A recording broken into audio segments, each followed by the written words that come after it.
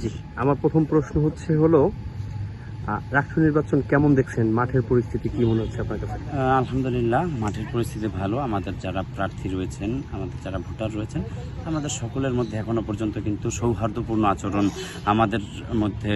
আমরা যে দিন শেষে আমরা রাবিয়ান, আমরা যে ঐক্যবদ্ধ, সেই ভাবটা কিন্তু এখন আমাদের মধ্যে আছে। আচ্ছা, এমনিতে রাকসুতে আপনাদের এখনো আনুষ্ঠানিকভাবে কোনো ইশতেহার আসেনি, তো আপনাদের আসলে ক্যাম্পাস নিয়ে আপনাদের অঙ্গীকারের জায়গাটা কোথায়? দেখেন, আমরা জানেন যে গত 17 বছর আমরা পুরো বাংলাদেশে, বিশেষ করে শিক্ষা প্রতিষ্ঠানগুলোতে একটি ছাত্র রাজনীতির যে একটি নেতিবাচক প্রভাব, ভয়, আধিপত্য, এগুলোই দেখেছি। যার কারণে আমাদের শিক্ষার্থীরা আসলে ছাত্র রাজনীতির বিমুখ হয়ে গেছেন। ছাত্র নেতারা যে তাদেরই ভাই, তাদেরই বন্ধু, এটা কিন্তু তারা আসলে অনেকাংশে তারা এটি মানতে নারাজ। আমার প্রথম কাজ হবে, আমরা যারা ছাত্রদের পক্ষে অধিকার নিয়ে লড়াই করি, আমরা যারা ছাত্র রাজনীতি করি, আমরা যে তাদের পক্ষের লোক, আমাদের ছাত্র রাজনীতি যে ছাত্র বান্ধব হতে হবে, কোনো আধিপত্য, কোনো ভয় ভীতি, কোনো নেতিবাচক প্রভাব যেন না পড়ে, সেটি নিয়ে আমরা কাজ করব। শিক্ষার্থীদের কল্যাণে কাজ করব। আমাদের সর্বপ্রথম কাজ হচ্ছে শিক্ষার্থীদের আস্থা অর্জন করা, এবং এরপরে শিক্ষার্থীদের প্রয়োজনে রাকসুর গঠনতন্ত্র এবং রাকসুর সীমার মধ্যে যতটুকু সম্ভব আমরা শিক্ষার্থী বান্ধব কাজ করে যাব, শিক্ষার্থীদের কল্যাণে কাজ করে যাব, শিক্ষার্থীদের অধিকার প্রশাসনের কাছ থেকে আদায় করে নেব।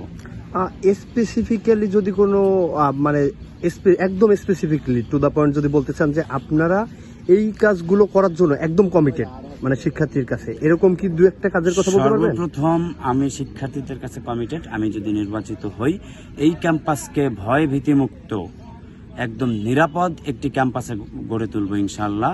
দ্বিতীয়ত, আমাদের প্রশাসনের মাধ্যমে আবাসন সংকট নিয়ে যে প্রবলেম, সেটি নিয়ে কাজ করব।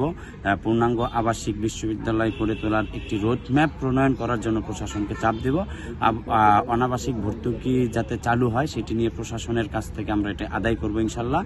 এবং আরেকটি যদি বলি, যে আমাদের পরিবহন ব্যবস্থা, যাতায়াত ব্যবস্থা, এবং আমাদের রাজশাহী বিশ্ববিদ্যালয়ের রেলওয়ে স্টেশন, আমরা পরিবহনটাকে পরিবহন যে আমাদের এটি একটু বর্ধিত করব, রুটগুলো, এটি নিয়ে কাজ করব প্রশাসনের সাথে কথা বলে। এবং আমাদের বিশ্ববিদ্যালয়ের প্রতিটি রাস্তা, আমি মনে করি বিশ্ববিদ্যালয়ের প্রতিটি রাস্তা হতে হবে একদম মসৃণ।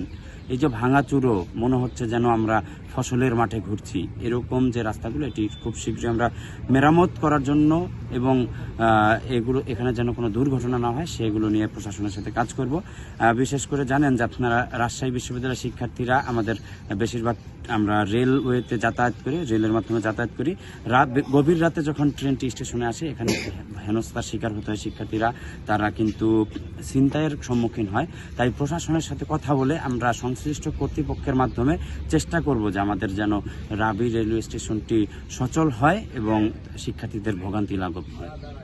আচ্ছা, একদম শিক্ষার্থীদের উদ্দেশ্যে আপনার মতো করে কি কিছু বলতে চান? হ্যাঁ, শিক্ষার্থীদের উদ্দেশ্যে আমার একটি বার্তা, যে দীর্ঘ আন্দোলনের ফসল হিসেবে আমাদের অনেক দিনের চাওয়া পাওয়া এই বহুল প্রতীক্ষিত রাকসু 35 বছর পর অনুষ্ঠিত হতে যাচ্ছে। আপনারা এটিকে উৎসব মুখর করে তুলুন। আপনারা সকলে আপনাদের ভোটাধিকার প্রয়োগ করুন, এবং আপনাদের বিবেক বিবেচনা কাজে লাগিয়ে প্রতিটি পদের বিপরীতে একজন যোগ্য ব্যক্তিকে ভোট দিয়ে আপনারা তাকে নির্বাচিত করুন এবং শিক্ষার্থীদের কল্যাণে কাজ করার সুযোগ দিন। আচ্ছা, ধন্যবাদ।